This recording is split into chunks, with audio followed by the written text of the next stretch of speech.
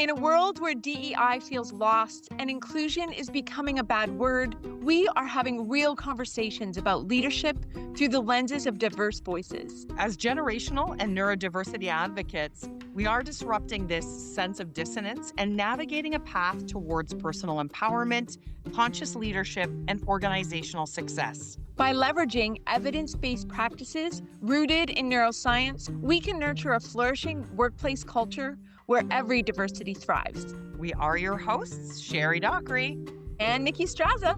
Welcome to the Dissonance Disrupted podcast. Hi, I'm Nicki Straza. I am a certified flourishing facilitator and coach who specializes in helping different generations get along at work. And I'm Sherri Dockree, an ICF certified coach, facilitator, and leadership consultant specializing in ADHD, neurodiversity, and well-being for leaders and executives. We are your hosts, and this is the Dissonance Disrupted podcast, empowering leaders to navigate from discomfort to dialogue. Well, we are so glad to have you here on our Dissonance Disrupted podcast. My name is Nicki Straza, and I am here with my good friend and colleague, Sherri Dockree, who we are going to be interviewing today just to explore a little more about who she is and the background that she brings to this podcast. And we are just excited to continue this conversation around how we navigate the complexity of diversity in the workplace so that we're nurturing healthy workplace culture. And so, Sherri, welcome. Thank you. I'm very glad to be here and really excited that we're getting these pieces going. I'm so honored to actually have your expertise to work alongside on this podcast, because as we dig into culture, navigating diversity in all its forms is not only complex, but nuanced. And you bring a very specific expertise to the table. Can you tell us a little bit about yourself? Yeah, thank you. Yeah, I'm really excited to be able to talk about this stuff because I think that this lens does this beautiful blending of what you do, what I do, but really looks at that big picture of diversity.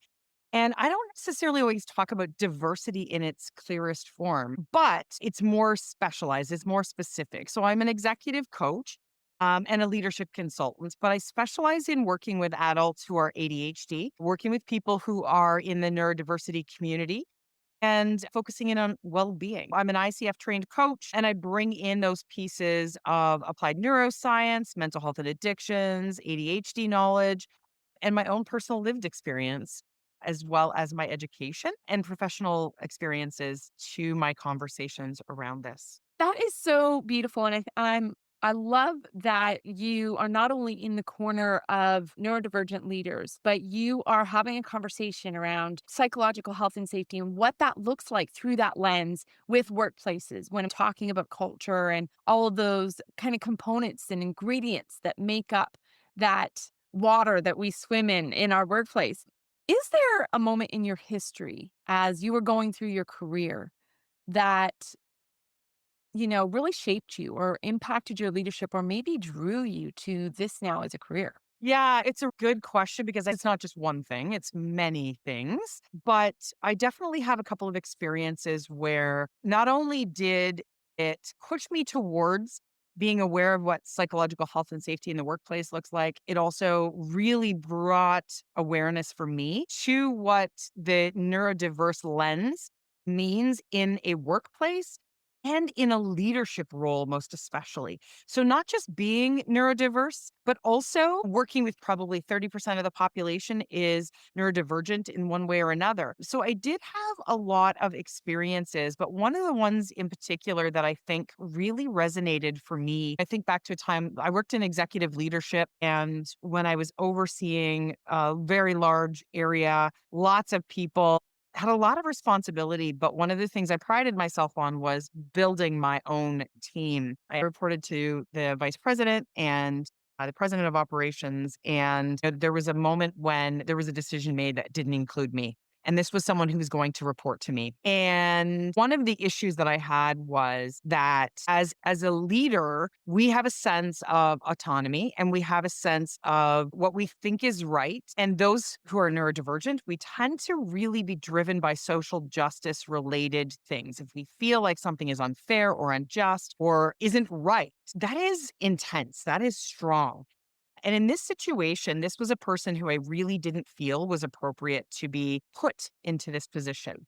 They didn't interview for the job, they didn't have the experience, and they really didn't come to the table with the things that would have allowed them to bring authority to their role. So one of the things that I started to recognize was how as a leader that ability to make decisions for my own team was taken away. And so I was really feeling a sense of disconnect from the person that was put into that position, as well as from the leadership that I worked with, my senior leaders that I reported to, who had completely undermined my authority, had not listened to my concerns, and made that decision even without including me in the conversation. It also really affected my confidence in myself. Why did they do that? Why did they think that they would make that better decision, but not include me in the conversation, not collaborate with me, or even have enough of a conversation to help me understand why that decision was made despite my concerns? And that was impactful. What I also knew was that it felt to me, it reinforced to me a feeling I had of this sort of tokenism.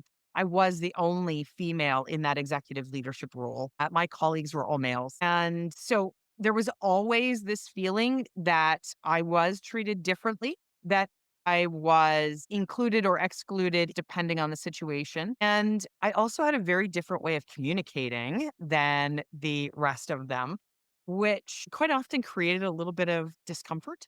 And there was no attempt to try and understand my perspective.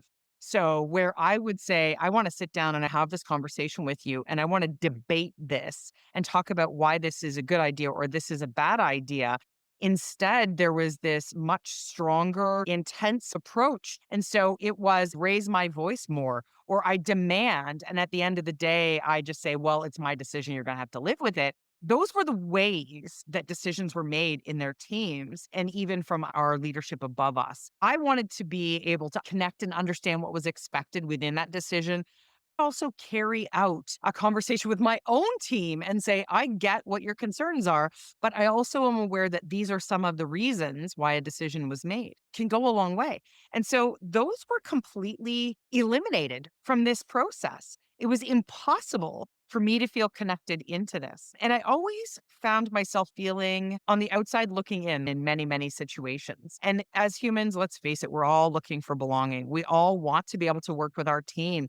And I didn't have a conflicting role to any of my peers. It's not like we were sales managers fighting each other for top place, although, of course, there is some competition. But it still should have allowed us to have a strong ability to work together as a team, yet that wasn't the way that it was. So, I think my values were really challenged continually, and that oftentimes would lead to a bit of a moral injury around what was decided with or without me and what was wrong with me. And why is it that my values around collaboration and accountability and empowerment were being disregarded? But also, I do think differently. And so when I want to be able to bring those different perspectives in, there is value to those. When I executed those things within my team, they were very effective. But bringing those into my peer relationship and to my reporting relationship, there was no openness to that. There was this sense of we've always done it this way, and they wanted to continue doing it that way. And so I believed I wasn't accepted.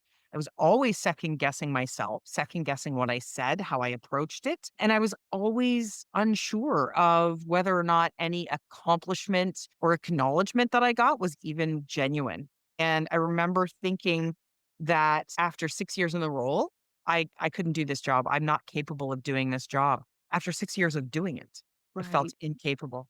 So that was one of the experiences that truly helped me to recognize where leadership has the capacity to change the experience, but also where our neurodiversity really brings a breadth and width into how we approach these situations. And I think that we're missing so much with that. I really love that you shared that story because one of the themes and the things that I was pulling out as you were sharing, oftentimes when I talk about culture being the byproduct of the dynamics between people and systems. And you ran into both of those. Yes, there were people and people conflicts and different diversities and different ways of seeing things there. But the hierarchical structure of your organization, the system that was there, also created a dynamic of power over rather than power with, which added to the complexity of what you experienced and ultimately squeezed out a very competent, very capable leader out of an organization with less confidence, not more. And I really appreciate how you were kind of, in your reflection of that circumstance, began to look at where diversity belongs in the system and in the dynamics of relationships and how much that leaning into the expertise in the room becomes so valuable. How has this and other experiences shaped how you have begun to lead and your own leadership? Yeah, that is really an interesting question because I think that that was an enormous piece of my evolution. But I think even more importantly, it has reminded me to constantly look at my evolution. What am I learning from this? How do I lead better? And when I see something that I disagree with, I look at it and think to myself, so what does that person maybe know that I don't know? What is it that's leading them down that path that I maybe am not aware of? And one of my traits is that I can often look at a scenario and see a big picture and many, many different possibilities. And that's a really common experience. And so when somebody does something that I think to myself, now, why on earth are they doing that? And I genuinely can't even think of a reason. Find that fascinating. It really pulls my interest in because I can't relate to it or I can't identify it, which means there is some learning there for me. And being able to tie those together, the responsibility from that human side of things, of how we lead and what we do, and what we need to give to scenarios and situations of ourselves is so important. How we approach it is so important. We need to have a good capacity for listening, but not just listening, it's for empathizing and understanding or being curious. How do we create excitement and inspiration and motivation within the people around us? How do we give them the opportunity to feel inspired or to feel passionate about something that we're engaged with? How do we consider the ways that we have influence by just those little things that we can do? I can listen to really understand what's more important for someone. I can provide encouragement. I can provide constructive feedback, but each person really needs a little bit different of a thing, a response, an engagement, and just having the ability to adapt, much as I can look at a large scenario and see all of those outcomes, I can also look to people that I'm working with and see that there are differences in what each person needs with how I engage with them. And I think that if that's the most important work that we can do, if we can identify what that person maybe needs or what we think that person needs and find a way to open that door to conversation about it, I really think that that is the key to changing how we do leadership. It's not just about making the tough decisions and telling people what to do. It's really about knowing what the most important goals are, but also how do we bring along everybody as an individual into a team to get to those goals? What do we need to give them to make that happen? I so appreciate the deep dive that you challenged us with. And I have grappled with those things in my own leadership. I advocate for those same things. And the pushback that I know I get is we don't have time for all that caring. Like it sounds so noble and so lovely, but do you know what I have to do? Do you see how much time? And that's a real tension that often keeps leaders out of the change, not recognizing that leaning into that change actually changes the whole equation. How have you, when you're working with leaders and you're confronted with the tyranny of the urgent, or you're confronted with maybe even some of those other types of personalities that you experienced in your learning journey, what are some strategies that you have used that have helped you navigate some of those tensions? Yeah, it does feel like, well, how am I supposed to know what every single person wants? And I think that we can't assume. Even we think we know or we think we have an idea because we jump to conclusions or we have seen a scenario before and oh, I've got this. But actually, what I think is really key is learning how to be curious and ask the questions, but also assume that the person can. Assume that someone has what they need.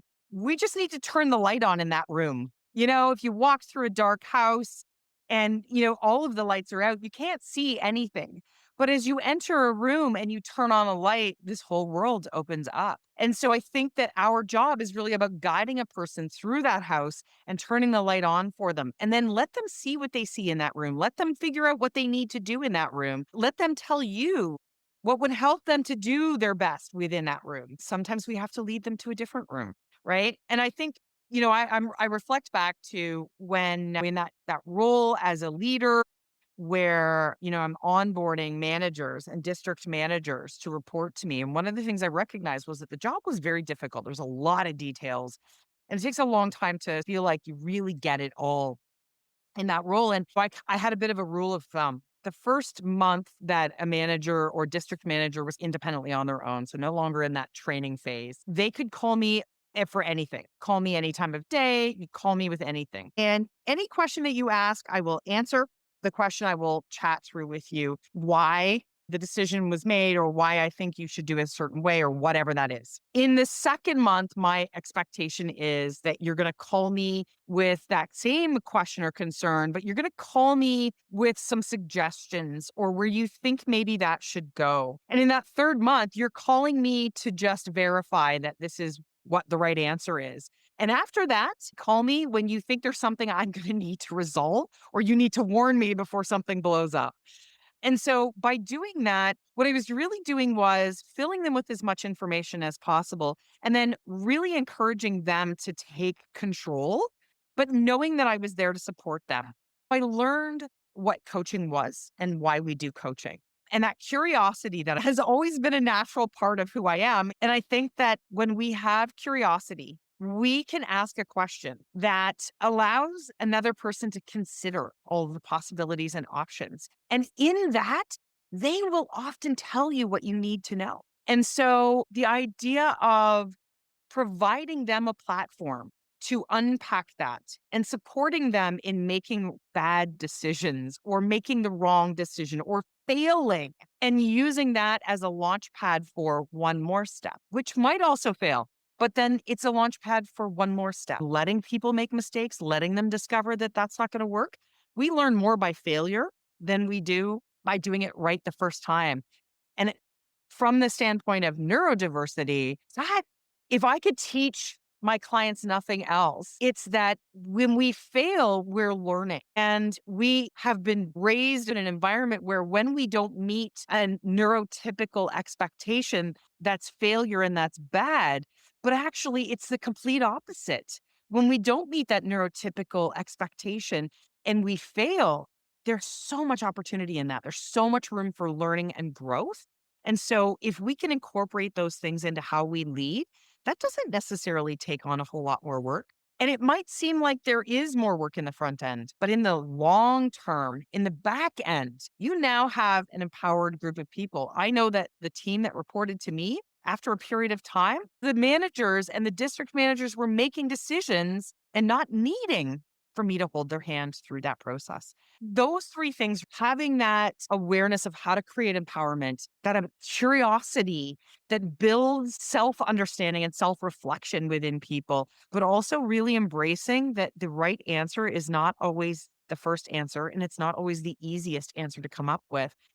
And so I think those were the big takeaways. And some of that I learned much, much later, even after that part of my career. And I still continue to learn how to do that better every day. And I hope that I will continue to learn how to do that better every day. Those things that you shared and the strategies that you were utilizing meant you put the person first. You prioritized building trust, but you didn't leave them abandoned. You didn't just throw them in the deep end and off they go. You built relationship, you built trust, and from your extension of trust, they raised to demonstrate trust, which enabled you to then give them more autonomy and more ability to trust their judgment. And the psychological safety you created when things didn't go well, it wasn't punished. It wasn't, you screwed that up. It's like, okay, so this is where we are. And how do we learn from that? And those are such key culture builders, and they're real significant in nurturing that healthy culture. And it's all in those little moments. It's not in the big grandstanding onboarding program. It's actually in the little touch points and the little availabilities and the little hi, how are you? And how did that thing go?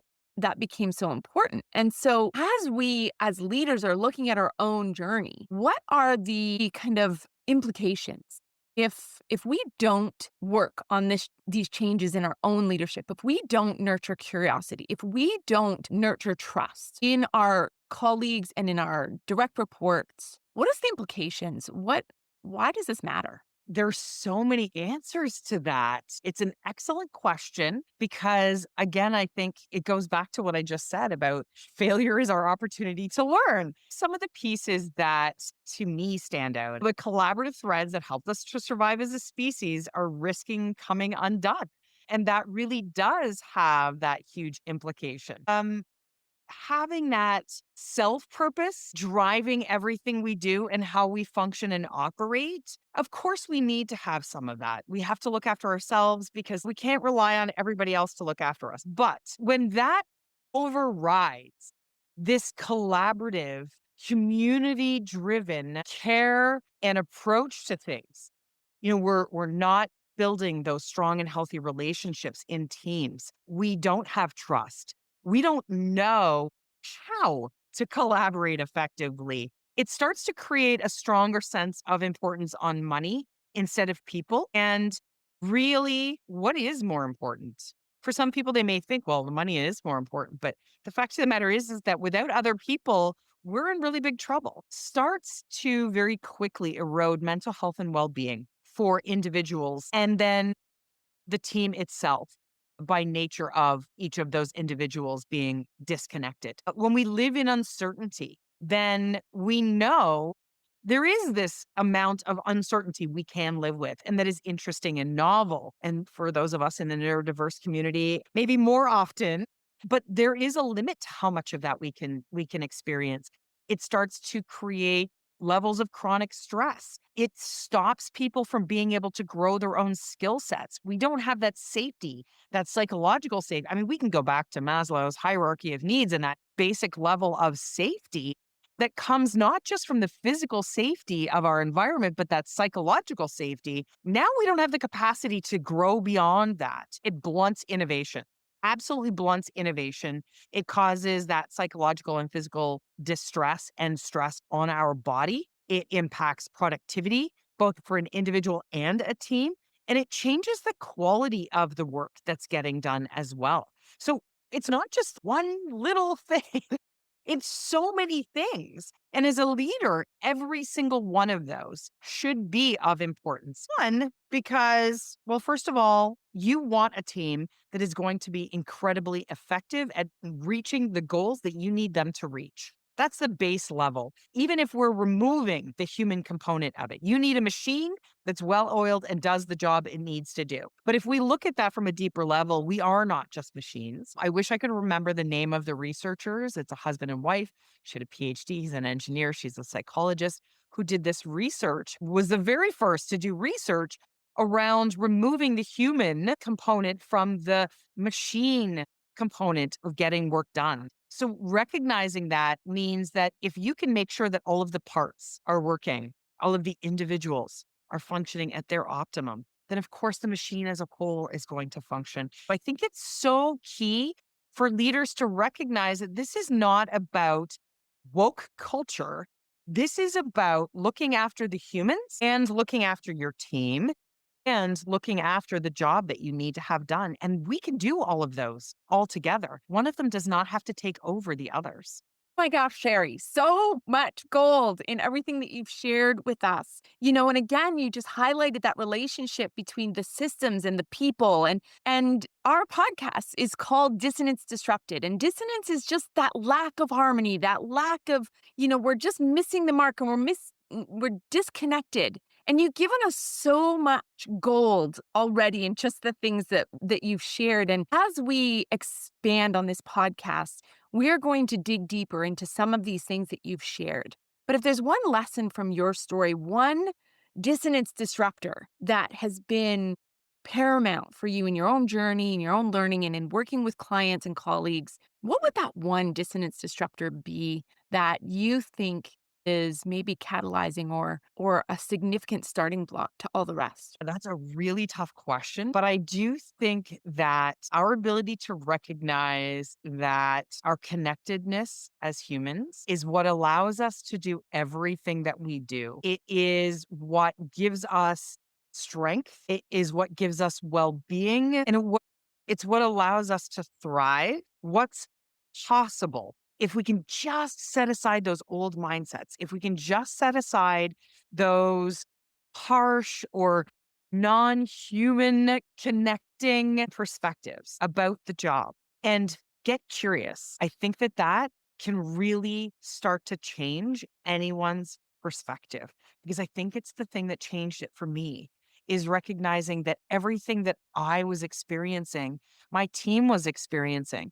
And I just needed to be more aware that leadership is as much about being a vulnerable human as it is about being a strong leader and a good support, a good connector, a good collaborator, good empowerer, if that's a word. So I think that giving us the space to allow that vulnerability, that maybe, just maybe, there really is something in this human stuff that is bigger and more powerful than all the rules and the way it used to be. I think that could change things enormously. I so appreciate your invitation for us to put people before task instead of task before people. And when we lean into that individuality, that uniqueness, we unleash a tap that is otherwise inaccessible to us. And what a powerful invitation, and something we really got to practice, because we call it a to-do list, not a to-be list. And I feel like you're inviting us to consider a to-be list and to consider what connection means before we correct or before we dictate or before we assign. And it's a powerful shift, and it's a micro shift. It could be something as simple as, before I sit down at my desk, can I say hi to 3 people on the way and check in and see how their weekend went, or see what's going on in their lives, learn something new, be human first before we are bosses. And it's so powerful. I can't even tell you how excited I am to have these conversations together and with future guests who are going to share their lived experience and their wisdom and insights as we navigate this podcast together. Sherri, it's such an honor to have you with us, to collaborate and be a partner with you on this podcast. Thank you for sharing your heart today. Any final words, any final thoughts that you want to share with us today? Yeah, thank you. You and I have had so many conversations about this. And to me, this is so exciting to be able to see this coming to life, these conversations, and to be able to share them, because there are a lot of people out there who are asking the question, how do I be human and be a leader at the same time? And I know that we struggle with that tension, as you mentioned earlier. So I think we're creating that space because being human and connected is so much more powerful than trying to do it ourselves. I'm really excited, and I can't even thank you enough for partnering with me on this. When we first started talking about it, it seemed like it was so far off, but here we are having these amazing conversations and hoping that we're opening some doors for some people out there to consider a new way of leading and a new way of engaging with the world around us. So thank you as well, because I think you bring so many incredible, powerful skills and tools and pieces of knowledge that together we're going to have a great time, but we're also hopefully going to share some amazing stuff with people. Thank you so much, Sherri. And to our listeners who are just joining us and going on this journey with us, thank you for being here. Thank you for saying yes and subscribing to Dissonance Disrupted podcast. Sherri and I are really grateful you're here. Thank you, everyone. Thanks for joining us on the Dissonance Disrupted podcast. We believe conversations don't end here, they begin here. If today sparked something for you, please take the time to like, subscribe, and share this episode with your network. And if you want to connect with us about today's show, we would love to hear from you. Visit us at www.dissonancedisrupted.ca for show notes, contact information, and more. Be sure to bring your coffee and join us next time on the Dissonance Disrupted podcast. Chat soon. Dissonance Disrupted is a collaborative podcast created and hosted by Nicki Straza of Straza Solutions and Sherri Dockree of Mindwave Co. Editing and sound by Evie Toddy. Marketing and administrative support by Shaylin Wilson.